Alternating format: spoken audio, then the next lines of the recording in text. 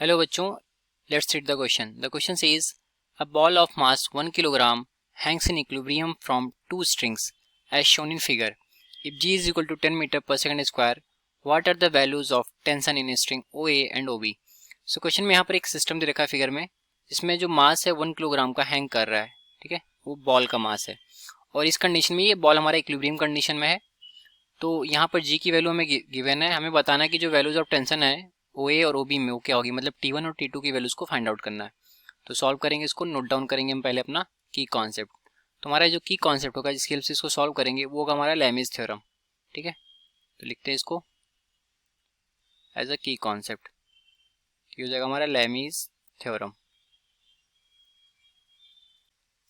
सो लैमीज theorem basically कहता है कि जब तीन फोर्सेज एक्ट कर रही हूँ किसी पॉइंट पर और वो तीनों की तीनों फोर्सेज इक्विलिब्रियम में हो, तो जो भी फोर्स हम लेंगे, जैसे कि यहाँ पर अगर T1 फोर्स है तो जो T1 फोर्स होगा ये हमारा डायरेक्टली प्रोपोर्शनल होगा to the sine of angle of other two forces. मतलब T2 और ये 10 न्यूटन के बीच में बनने वाला जो फोर्स है इसके साइन के एंगल के डायरेक्टली प्रोपोर्शनल होंगी.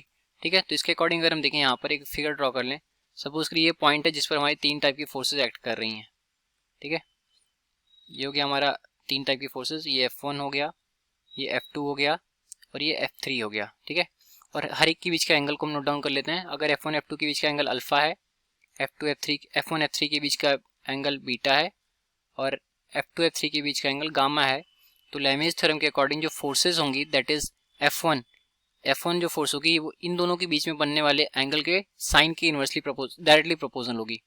मतलब F1 divided by sine gamma ये होगा. ऐसे ही हमारा F2 फोर्स निकल करके आएगा, that is F2 divided by sign beta हो जाएगा, क्योंकि इसके जस्ट सामने ये दो फोर्सेज इनके बीच का एंगल बीटा है.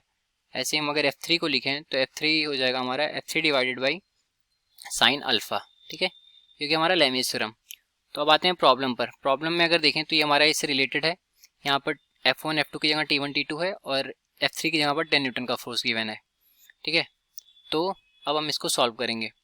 तो लिखें अगर इसको तो F1 की जगह पर क्या लिख देंगे हम, T1 divided by sine gamma मतलब sine 150 degree plus sorry equal to, plus नहीं होगा, equal to T2 divided by हमारा हो जाएगा साइन 120 डिग्री और इक्वल टू हो जाएगा हमारा T3 डिवाइडेड बाई हो जाएगा साइन 90 डिग्री. T3 का मतलब क्या है यहाँ पर 10 न्यूटन है. ठीक है, ये जो अमाउंट ऑफ फोर्स है तो हम यहाँ पर डायरेक्टली लिख देते हैं 10 न्यूटन, इससे कि हमें थोड़ा इजी रहेगा. ठीक हो गया 10. अब हम क्या करते हैं, इन दो फोर्सेस को जो है यहाँ पर इससे इक्वेट करते हैं. तो साइन 90 की वैल्यू 1 होती है और इसको हम लिख सकते हैं T1 divided by sine 90 plus 60, sine 90 plus 60 degree is equal to 10 हो जाएगा. तो 90 प्लस 60 हमारा कितना हो जाएगा, कॉस 60 डिग्री हो जाएगा.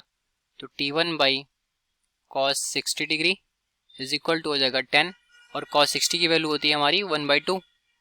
तो यहाँ से हमारा हो जाएगा T1 is equal to 10 into 1/2.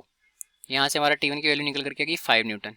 ठीक है, ये पहला हो गया हमारा. इसी तरीके से हम दूसरा T2 निकालें तो T2 डिवाइडेड बाई साइन 120 है, इसको हम लिख सकते हैं साइन 90 प्लस 30.